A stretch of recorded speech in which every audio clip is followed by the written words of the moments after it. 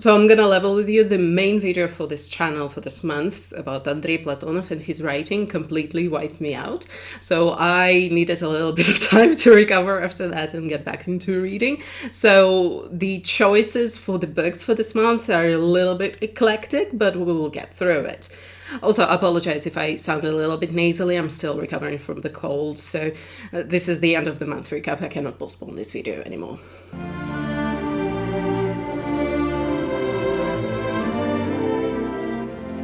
I don't want to spend too much time talking about this particular book, it was a mistake reading it. The Winner by Teddy Wayne, which was hilariously localized as The Outsider here in Russia, is a story of a downtrodden law student who picks up a summer job as a tennis instructor in some luxury village for the one percenters, which are called the WASPs, which is a term I only learned now. He then starts an affair with two different women and then a crime is committed. That was actually why I picked up the book. It was sold to me as a psychological thriller and no, not at all. The crime is committed around midpoint and no psychology is revealed through it. What this book actually is a rather clumsy critique of the social climbers and a lot of smut. And let me tell you, I never again want to read smut written by a white straight man, because it feels like I'm browsing the search history on his favorite website and it's all nasty. And yes, a lot of the time smut is actually wish fulfillment for the author or the reader, but we do cut a lot of slack to the girlies because, well, female sexuality is still very much repressed and so we allow them to flaunt their kinks as part of that liberation. But on the flip side, I do not think that we repress or shame men enough because, oh my god! And because it reads like self-gratification by the author, it's not sexy, so what are we doing here? And the way that these characters are marry soon, not like other girls, self-insert, and you see what I mean, these terms are gendered, there is no good equivalent for the men. But this characterization made my eyes water because he's so good looking, so sexually powerful, all of the women want him, but he also gets these opportunities presented to him because, as I said, he's not like other girls and he impresses the suits with some off-the-cuff speech, but he's also kind and nice because he has a sick mother that he takes care of, like, ugh. Teddy Wayne, put away your boner, it's showing. But really, this character is an asshole. He doesn't deserve opportunities presented to him, even if he thinks that he's entitled to them. His inner monologue is constant whining about how he comes from nowhere and how he's made it, but not far enough. And these rich assholes have everything handed to them and how unfair that is. Boo-hoo! And somehow, in this current political climate, where we need to eat the rich, presenting this type of character feels like a wasted opportunities because any way you slice it is bad. Because what you're saying is that social climbers are bad, which demonizes the lower class while also sanctifying the rich, because yes, they are the beneficiaries of generational wealth, but they didn't ask for it. What would they do? Like, it's not their fault that they're so rich. While this social climbing character is an asshole because of his character and his morals, and he still gets what he wants by using the rich. So it's a good thing that he got a piece of that pie. But he's also a terrible person. So who am I supposed to root for here? And I do think that this moral ambiguity can be interesting, it's just that this author is not equipped to handle it in any shape or form. Have you seen the movie Match Point, by the way?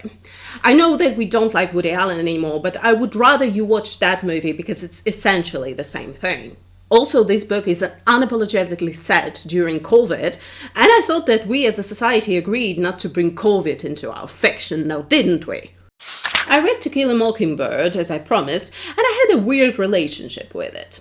For the first half of the book, I didn't overly enjoy it, mostly because I do not enjoy stories told from a child's POV. It's a personal thing, really. These precocious children, they don't appeal to me.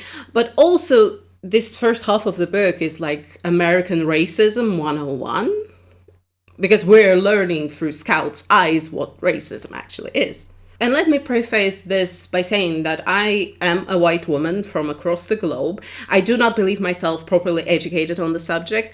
All my knowledge of this comes from like American media and general American culture that Americans push onto the rest of the world and make it everyone's problem, so here we are. I understand that at the time of publishing, this book made a splash, like groundbreaking in themes and all, but I feel like since then we've already moved on to more complex discussions of racism, so that makes this book not obsolete or redundant, but foundational rather.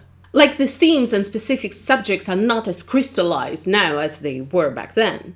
I hope that in the current day hellscape that is America, no one would suggest that a jury would always rule against a black person versus a white person just based on their skin color.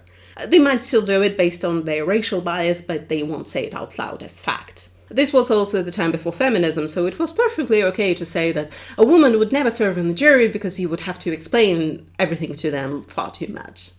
Yeah. That said, while these are still rather, basic takes on racism, I did enjoy the subtlety and nuance that the author brought to the discussion of it. She's not spoon-feeding the audience with it, and a lot of it just explained to you through context or alluded to. This example of Atticus, or whoever said that the court would always rule against the black person, is rather rare in this book. Mostly information is delivered through actions, the damn it show don't tell. There is also a lot of emotionality at play here that is also delivered with nuance. My absolute favorite moment in the book is the scene outside of the prison when the kids come to Atticus's aid and Scout manages to bring out the humanity in the members of the mob. Because you feel the danger while she does not, and that's ultimately what saves them all. I enjoyed it. I would also say that the second part of the book appealed to me more like narratively, like a straightforward piece of fiction. Like it ties a lot of narrative threads together. Maybe it loses a little bit of steam thematically, but it pays off a number of plot points in a very satisfying manner, so that ultimately made the book enjoyable for me. And again, it's not my culture.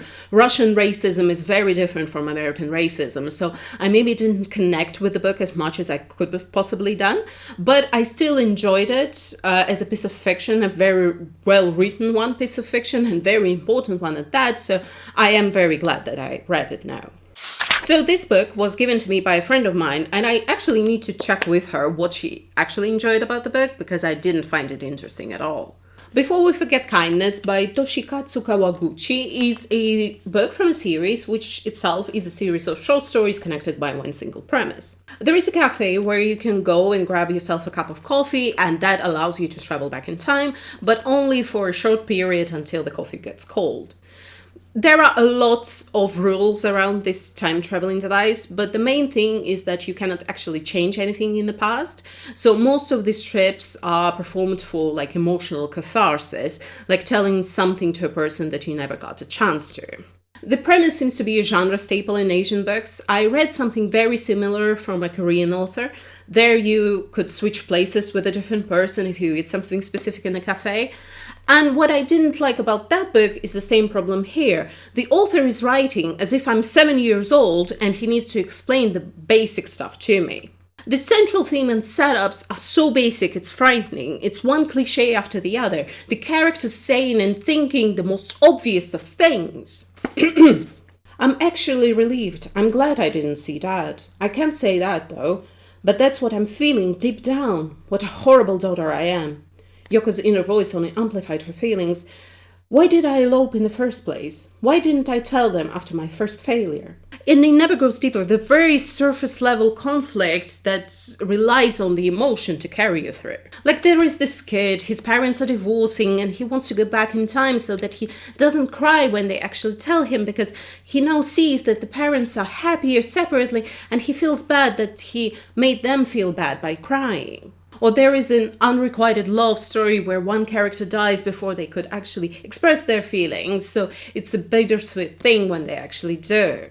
And look, I am a bitter cynic, but I did feel something while reading that love story, but it's not worth it. All these characters are one note, the situations are black and white, it relies heavily on this miscommunication or idea that you shouldn't leave things unsaid with loved ones because you'd never know what might happen to you or them. Not a terrible moral, but these stories are so basic that it never truly engages you. The language doesn't help either. I looked up a different book by this same author in Russian. This particular one will never appear in Russian because it has a same-sex relationship in it. But basically, I looked it up and it's the same problem. It's terribly written. So the Japanese original might be the original sin here. but the translator didn't help him at all. It's so mind-numbingly simple that I was constantly checking out. Let's look up. I tagged something. All right, then what do you suggest? Let's wait at least until we know if it's a boy or girl. Why not think of names for both? That doesn't appeal to me. That line of "that doesn't appeal to me" is like, what? Who speaks like that? This is a dialogue. Look, I might be a literary snob here, but I want quality from my books, and this ain't it. I want my books to challenge me and not deliver information to me as if I'm watching Dora the Explorer. And I do feel bad. There is a picture of the author here. He looks so nice with this grin on his face, but no, this book isn't good. Or at least it's not for me. But conversely, I do not imagine recommending this book to anybody. Even teenagers can handle more complex writing than this. We shouldn't talk down to teenagers. It's written with the subtlety of children's stories, but for adults, I don't get it. Actually, you know what? I came up with an idea of who this book might work for. And it's those who are learning the language, whichever language, English in this particular case, maybe A2 to B1 level students. This is for you. City of Girls by Elizabeth Gilbert was actually kind of fun. It is that type of light reading that I enjoy. It's not deep, it's not gonna change your life, but if you're looking for simply entertainment, it's gonna deliver. It is a story of a girl who gets swept up in the social life of the small theater in New York City in the 1940s.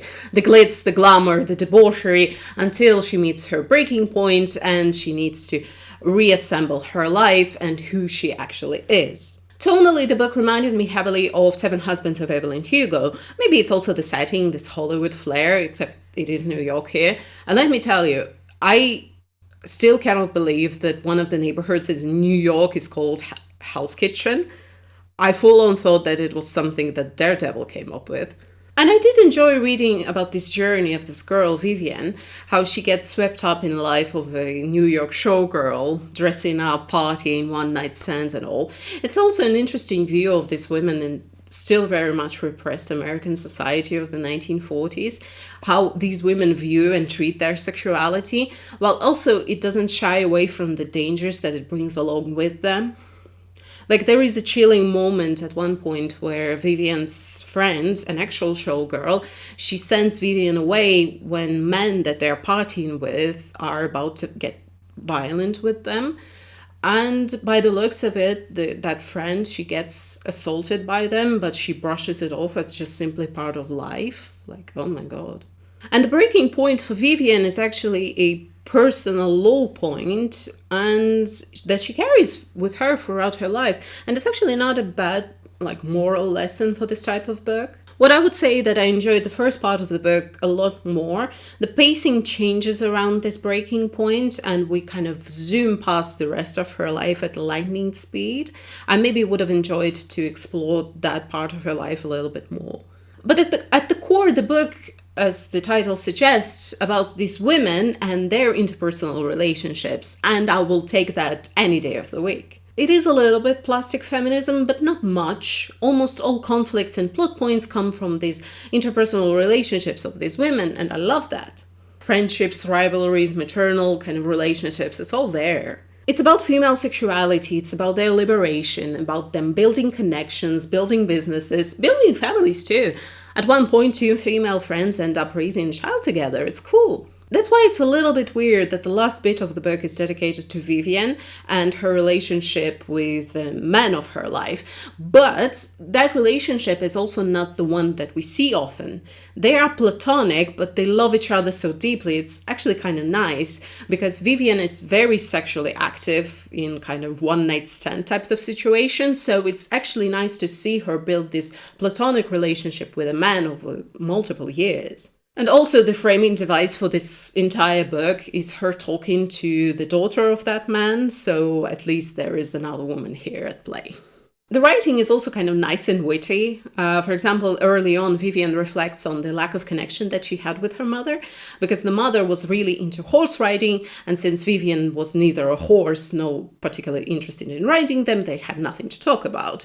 I laughed at that, I liked it. So it is a very light, fun, easy book that you can enjoy to decompress. A fun fact about my experience reading this book. So I was listening to an audiobook version, and the service that I use for audiobooks, it kind of thrusts the AI features at you whether you want them or not. And one of the AI features that they have is that they give you a summary of where you left off in the book once you pause the book. And at one point I stopped right after two characters were revealed to be in a sapphic relationship. And the AI summary said something like, the heroine sees Benjamin and two women, and then she reflects on the nature of their relationship. Well, first of all, Benjamin had nothing to do with it. Benjamin was actually playing the piano while the women were dancing together. And I was like, okay, so that's fun. It's not a threesome as you might have imagined here, but also, how come this Russian company trained their AI to be homophobic in this type of like, there's nothing to see here, there were companions type of way, like crazy.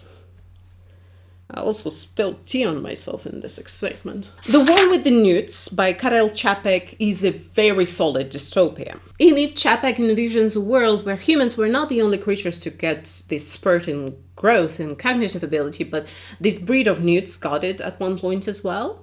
Then the book is nicely constructed from the discovery of these newts by a ship captain who first sees their potential and starts training them, and who genuinely cares for them as well. And then as more people get involved in newts and how to use them, it kind of dissolves from there. Newts, who are very much apt at building and constructing and working in shallow waters and show some capacity for human speech and cognition, quickly get enslaved, sold, bred, and examined on by all countries that have a shoreline. And it gets dark really quickly. Newts as circus acts, like this curiosity type shows, is on the nicer end of the spectrum. The way that mercenaries captured and transported them so that only a small percentage of them survived, slave trade anybody? But also a little bit later on, as newts already were introduced into societies and they were parts of like some spaces, the humans started thinking of what could we actually use newts for more, because newts were reproducing at higher rates, and they were like, well, maybe we could use them for kindling or something. And one research group decided to see if they were edible. And so they ate a newt assistant who was assisting them in their research and who they used to chat with. Like, my notes literally said they ate their assistant. Humans are barbaric.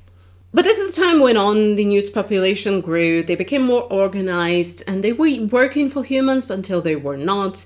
And soon the shoreline was not enough for them, so they started taking over more of the land, and they put humanity into a position of waging war on them. But maybe at that point it was a little bit too late. The book works as beautiful dark satire.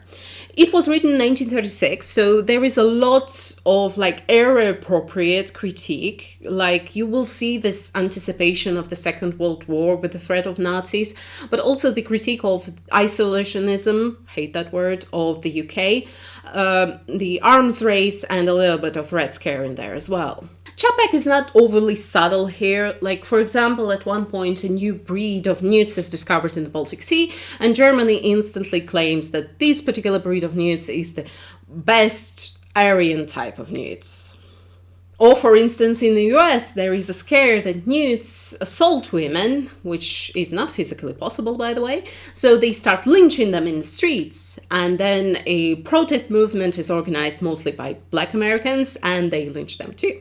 You see what he's doing here. But what I see as the success of this book, prophetic as it is that Čapek manages to highlight the human vices in us that persist to this day. Yes, colonialism is the central theme, the exploitation and the terrible things that it brings along with it, how the government bodies don't do anything to regulate, how capitalism consumes us all, but also there is something in there about human nature that Čapek brings out. How humans treat newts, how they go to extreme lengths to deny them their identity while For all intents and purposes, Newts are persons. They can talk, they can write, they can read, they work, they have own traditions and culture, and yet it's the same rhetoric that was used for most minority groups over the course of the history, and it works here as well.